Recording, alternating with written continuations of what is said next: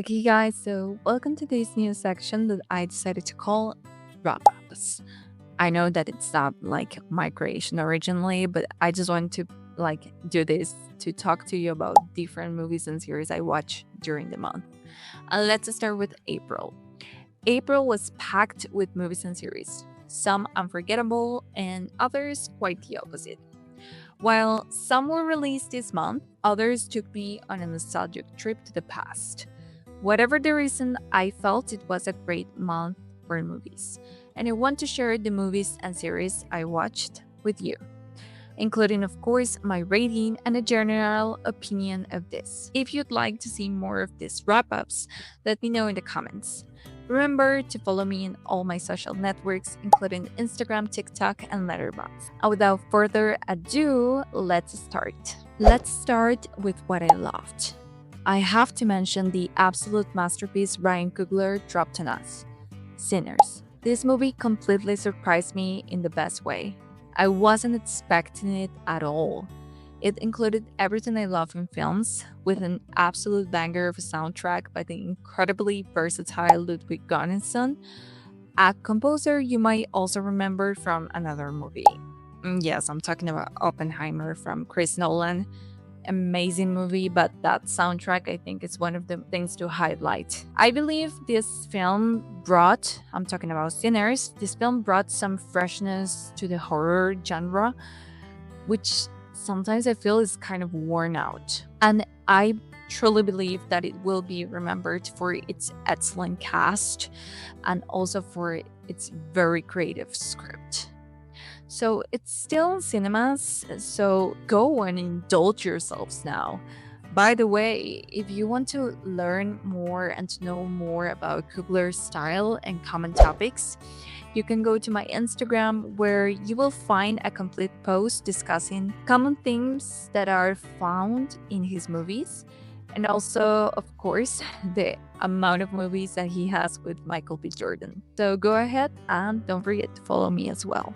This month was also the month for the classics. I gave myself the opportunity to go to the cinema and watch The Godfather again. And I gotta say that I liked it even more this time compared to the first time I watched it. I have to admit, and it hurts to say, but the first time I watched The Godfather, I kind of thought that it was a little overrated. But after going to the cinema and actually taking the time to explore and experiment all that film, I realized that it's not overrated at all. Actually, it deserves praise it has. And I'm sure it needs no introduction whatsoever. We all know its premise. In a few words, The Godfather is about a family. There's no doubt about the impact this movie has had on filmmaking and other directors. It is a source of inspiration and it kind of set a benchmark for its genre. So I think For Couple actually made a statement back in the day because nowadays he kind of screwed everything up with Megalopolis, but dude, The Godfather definitely worth watching. We all know the figures of Vito Corleone and Michael Corleone have inspired many characters. A notable, although perhaps a slightly different, example, of course, is Wilson Fisk, the powerful and controlling kingpin in Daredevil Born Again.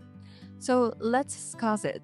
I watched this season, and was it as good as its previous seasons? I would take away any kind of suspense for you. A straight answer, no. It's not superior at all. It maintained the good quality Daredevil has accustomed us to. We explored the new characters and villains a bit more, such as Muse.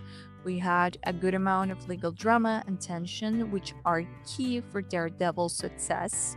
And we also had a satisfying amount of action, especially in the last two episodes, that I think were necessary to balance it out because the previous three seasons had a lot of violence. I really appreciate that Disney kept the R rating because it's necessary for this series to flow. All in all, I would say it was a good season, and I'm really looking forward to this new revolution that is taking place in the next season. I'm sure that the series will continue to shine as long as Disney keeps it in the R rating and keeps it loyal to what we have seen from this character in the last years. Another film I really liked was The Delinquents or Los Delincuentes by Rodrigo Moreno, an Argentine hidden gem. I watched it on movie, and while the plot is very simple, it's a very thrilling movie. We follow Moran, a man who one day decides to rob the bank where he has worked for many years. And this sounds weird, and maybe you're thinking, what the hell is that movie about? But trust me, it goes to a place that you will love. So, tired of his routine, Moran concludes that he needs a change. A quite interesting change. But of course, this leads to a chain of events and consequences that we'll uncover throughout the movie. I guess what makes this movie so good for me is the journey. I gotta say, it's a long, slow paced film that takes its time to build an atmosphere that completely captivates you. But it's a film that transports you to its landscapes and makes you wonder about the routine and perhaps the monotony we all fall into. Definitely a must watch. A film I had wanted to watch for a long time and finally gave it a try was Basic Instinct. I mean, an erotic thriller with Sharon Stone is almost irresistible, man. What a gorgeous woman. This movie didn't disappoint at all. I enjoyed it a lot. And I mean, it's cheesy and perhaps a little melodramatic, but come on, man. It was made in the 90s. It was a statement back in the day. It has good lines, a decent amount of thriller, a good dose of erotism, and great actors. Although, I gotta say, I would have chosen a better match for Sharon. I mean, not that Michael Douglas is a bad actor, but I simply don't always buy their chemistry. Since Basic Instinct, many directors have wanted to replicate this erotic thriller formula. Perhaps not exactly, but attempting its impact. Last year, for example, we had Babygirl by Helena Rain. A huge disappointment. It failed as an erotic thriller, a drama, or whatever it was trying to be. I genuinely thought people had liked this film, but after watching it, I realized it lacked a consistent plot and engaging characters. Seeing Nicole Kidman in this role was simply underwhelming. I don't even know how she got nominated for a Golden Globe because it felt entirely undeserved. The chemistry between Harris Dickinson and her was unconvincing and painful to watch. I really wanted to like it, but it was so hard to finish it. And please, I can just ask myself, dude, in what world is Harris Dickinson supposed to be hotter than Antonio Banderas?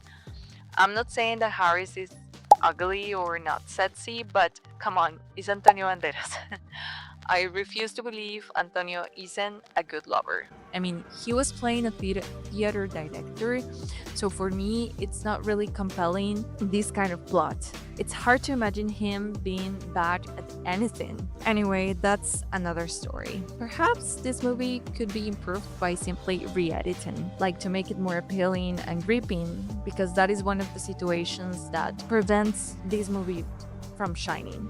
So that could be an interesting exercise, just sitting down and re-editing everything. Just a couple of extras.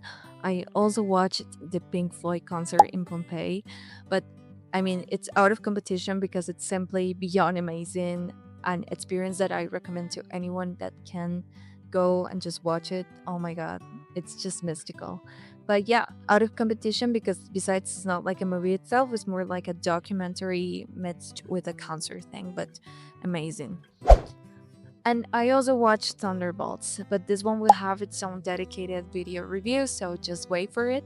I'm going to talk like more explicitly about the movie and tell you whether I liked it or not. Thank you so much for watching until the end. Remember that I am Natalia and that you can follow me on Instagram, TikTok, and Letterboxd. And also, don't forget to share this video with your friends. And let me know which movies you've watched. And I don't know what kind of videos you'd like to see in the future. Thank you so much. Bye bye.